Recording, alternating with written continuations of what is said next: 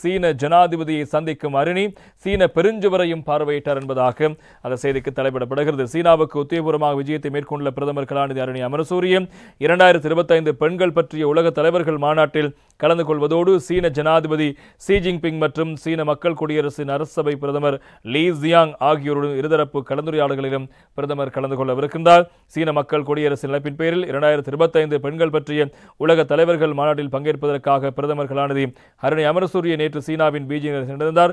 பிரதமரை சீன தேசிய வானொலி மற்றும் தொலைக்காட்சியினுடைய முக்கியமானவர்கள் அங்கு வரவேற்ற விடயங்களும் இங்கே முக்கியமாக இடம்பெடுத்திருப்பதை நாங்கள் காணக்கூடியதாக இருக்கிறது. எனவே பிரதமர் தன்னுடைய விஜயத்தின் போது முக்கியமான பல விடயங்களை பற்றி பேசப் போகின்றார். எனவே நிர்வாக அமைச்சர் திருமதி கவோ ஜுமின் வரவேற்ற இந்த விஜயத்தின் முதல் நாளில் பிரதமர் தடை செய்யப்பட்ட நகரம் மற்றும் சீன பெருஞ்சுவர் ஆகியவற்றை பார்வையிட்டார் என்பதாகவும் அந்த செய்திகளும் இன்றைய தினம் பத்திரிகைகளுடைய முக்கியமான செய்திகளாக இடம்பெடுத்திருப்பதை நாங்கள் காணலாம்.